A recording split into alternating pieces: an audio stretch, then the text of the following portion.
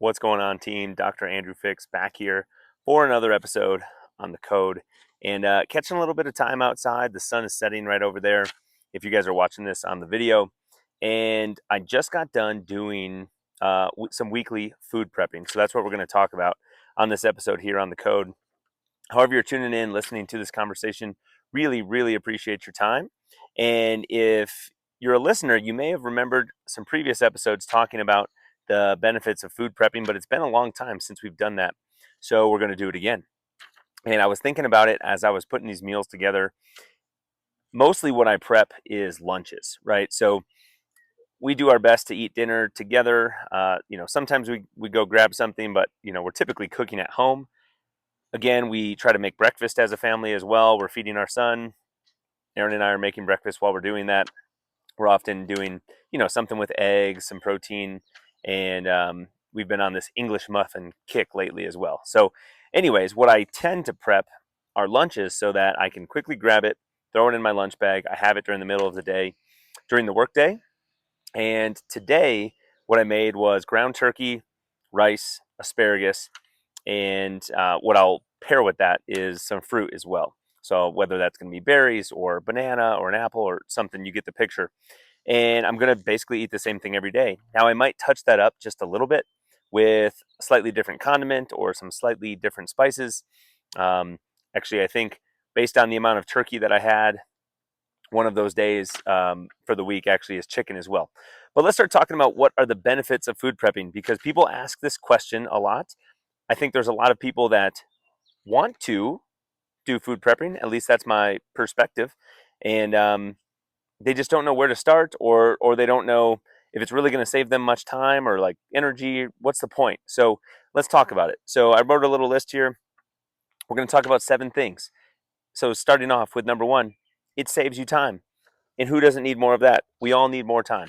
So how it's going to save you time, to me, now that I've been doing it, is pretty obvious. But if you've not been food prepping, it's going to save you time by reducing the amount of time that you have to prepare the food. Obviously, you won't have to do this every single day. You'll just be able to heat it up. You won't have to start the cooking process from scratch every time. You'll get to cook in bulk rather than cooking, say 1 chicken breast, for example. You may make 4 or 5 at the same time, and that's going to save you time. It's going to save you energy on your house as well, like the energy, the heat, the oven, etc., or the gas use to cook these things. And then it's going to cut down on the dishes that you have to do. You're only going to have to do the dishes that one time. Of course, it's going to be a little bit more, and then you'll just have the 1 container, preferably glass rather than plastic, that you'll have those prepped meals in. And then probably the most important thing it's going to save you time wise is the time of deciding, like the decision fatigue. Oh, what are we going to do for dinner tonight? It's going to save you um, those instances where you're staring at your fridge wondering, what the heck am I going to eat? You already have it ready to go. Again, I do lunches, but I know many people that will make their lunch, their breakfast, lunch, and their dinner and have it just ready to go. They'll have 20 plus meals in the fridge, ready to just pop out at a moment's notice. It's going to save you money, right? It's going to save you money. There's going to be less food waste involved. There's going to be less instances where you are in a pinch, you're stopping to grab something out at a restaurant, whether it's fast food or sit down. It's going to save you money, plain and simple.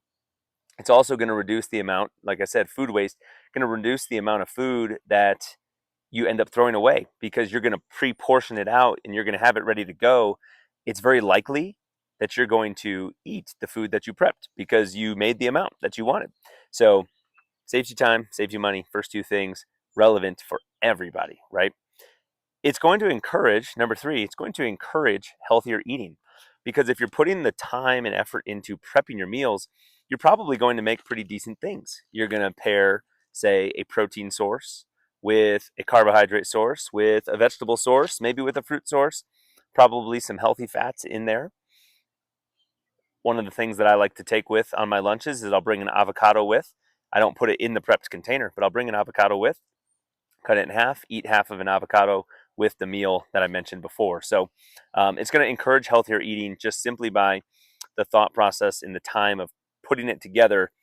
You're probably not prepping chocolate cake, right? You're probably not prepping Skittles. You're probably not prepping a McDonald's hamburger, right? You're putting things that are healthful in the container. You're bringing that to work in your lunch bag or a plastic bag or whatever that is. You're going to eat it and you're going to feel great. And saves you time, saves you money, helps you eat healthier. We started to touch on this before, the decision fatigue side of things. At the end of the day, number 4, food prepping reduces your stress throughout the week. Your stress around the topic of eating. And why do we want to be stressed about eating anyways, right? Eating should be enjoyable. Eating should be something that you look forward to. Meals with your friends or meals by yourself, just enjoying the time, not being on your phone, not being on your laptop or the television in the background, just sitting there eating, reflecting on your day. And it's going to reduce the stress because it's going to help you stay on track with your goals, right? If you have health and fitness goals, or I mean, who doesn't want to feel better, right? So you're going to feel better by eating the healthy food that you prepped. That's going to make you feel less stressful as it is. But 2, you're not going to have to decide what to eat. You know what's for lunch, you know what's for dinner, like whatever you prepped, you already know what it is. So there's less stress all around with that topic. And then it saved you time, so it's probably less stressful as far as that goes as well. Number 5, it's going to enhance your consistency and your accountability. We started to touch on this already, but if you have health and fitness goals and you're not even um, considering the option of food prepping, I would encourage you to do so, right? It's going to help you stay on track. It's going to help you plan out what are your macronutrients going to be for the day? How much protein am I trying to hit? How many carbs am I trying to hit? What is my fat number that I'm looking to reach? Hydration falls right into that. How many ounces of fluid am I trying to get in throughout the day? And you can have that ready to go so that you can be accountable and stick to it and hold yourself accountable. With that consistency, you're going to reach your goals, right? It's consistency is like the number one thing, more than the intensity, more than, trying to hit get a few days in a row and then back off for a few. The more consistent you can be over time, the better you're going to feel, less stressful. You'll reach those goals. Kind of goes in that as well. It can improve your energy and focus. Again, if you're distracted by trying to decide, what am I going to eat? That's going to help you, cause you to lose focus. If you have healthy meals prepped, that's going to help you eat more nutritious things. You're going to have more energy throughout the day. So, pretty straightforward there. Eating healthy things that you prepared in advance is going to help improve your energy and your focus. And then, lastly, number 7, it's going to encourage mindful eating. We touched on this just a moment ago. When we're eating, we should try to not be on our phones, not be on our computers, have a conversation with somebody. I mean, sit next to them, sit across from them, whatever makes sense for you. But or just sit there, enjoy the food, you know, enjoy the chewing process. Like, eating should not be something that we're necessarily rushing through. I know we're all in a hurry to get as much done throughout the day as we can. We oftentimes have the television on in the background, or sometimes we're eating in our cars. And if you can, if at all possible, the more you can just mindfully eat, be there, be present, the better you're going to feel, the more enjoyable that meal is going to be. Even better if you can enjoy that meal with somebody else. So, again, let's rattle off these 7 things. 1, saves you time. 2, saves you money. 3, encourages healthier eating. We all need that. Food is fuel, you guys. And if you fuel your body with nutritious stuff, your body's going to give you back the energy and the ability to do the things that you want to do. This is your vehicle in life, right? Your body is your vehicle. We need to fuel it with the highest possible quality of fuel that we can if we expect to get high performance out of it. Number 4, it reduces your stress. We all have goals that we're trying to hit, whatever those might be. Your goals might just be that you want to feel better, look better, sleep better, like whatever that is. It doesn't have to be like a certain performance goal of bench pressing or squatting a certain amount or anything like that.